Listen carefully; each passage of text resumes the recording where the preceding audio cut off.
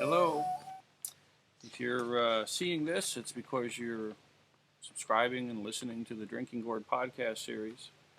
And I really like to just take an opportunity to thank you for listening and for joining in.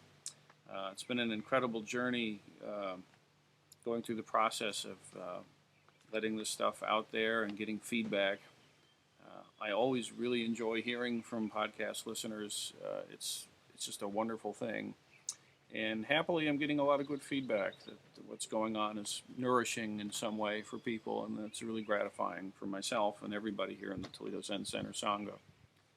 Um, in a particular way, I felt compelled to say hello and to convey a message about a workshop that's happening here.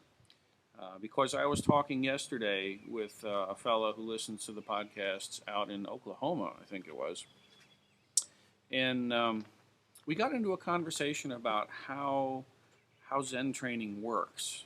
You know, how does the whole thing kind of happen? How does it fit together? What's involved in it? And, you know, I mentioned to him, I said that we've got this introductory weekend happening here in Ohio. It's August 21, 2, and 3, and it's part of the Toledo Zen Center Zen Arts Workshop Series. And that's our spiffy poster. But this particular weekend it's the first time we've done it, first of all. And it's designed to really go over in depth all the different aspects of Zen training and how they function. So we're going to talk a lot about, you know, what Zazen is and making sure that people have an appropriate practice and that they have some grounding and some certainty around what it is that they're doing when they're practicing Zazen. And as much as I work with people on this, it can be startling sometimes how unclear things can be. So, but with a little bit of personal connection, things can clear up. So one of the main outcomes in the weekend is to get everybody real clear on how Zazen fits, how it functions, how to get an actual practice grounded in the midst of a daily life that has people you're living with, jobs, demands from all over the place, economic difficulties or economic windfalls, the whole thing. So that's a big part of the weekend. And it also has a lot to do with understanding how what the different aspects are for entry into the Dharma. Zazen is the main gate, but there are other ways, there are other approaches. Like, for example, what about reading? Things like these podcasts, you know, how do they fit into the context of a practitioner's experience?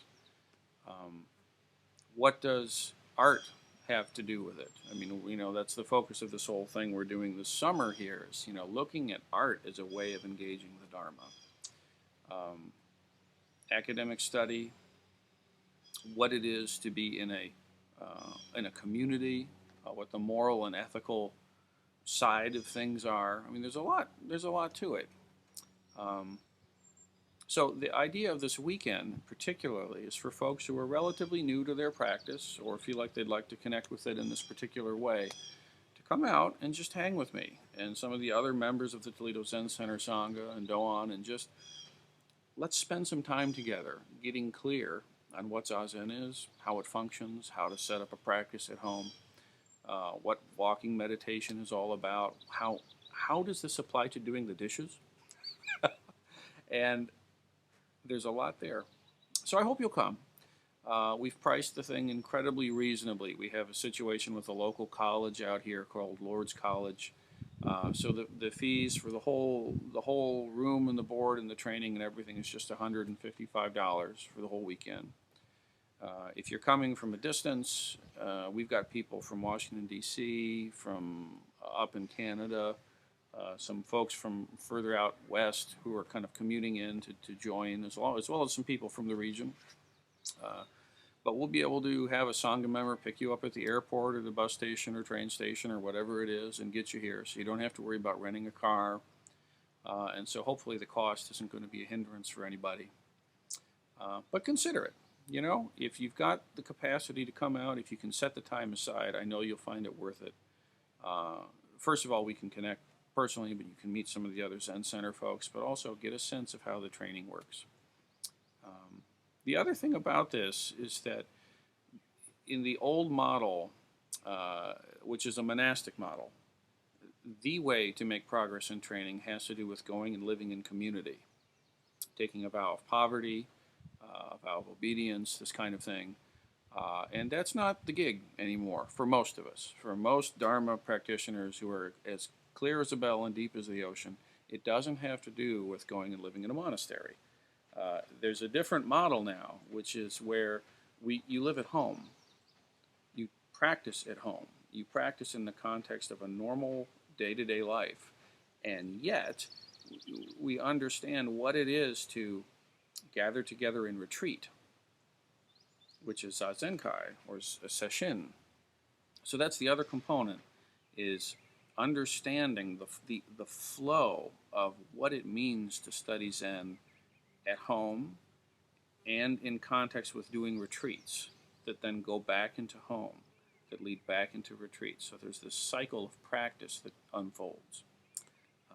So anyway, I can go on and on, as you probably know, but that's enough.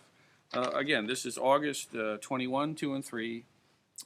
If you're interested, email me, be in touch, see if we can work out some details. I'd love to meet you. And if this particular event doesn't work out on your schedule, there will be others. The other thing to say is that I'm working very hard right now with some other very dedicated Sangha members to create an expanded Drinking Gourd website that will include a forum and include ways for people to connect with each other and myself. It's all sort of in development right now, but we're very excited about it, and there's a lot of good people putting good energy into that. So look forward to an update on that soon. Okay, thank you very much, everybody. Again, I'm grateful for your participation in this grand experiment in the Dharma.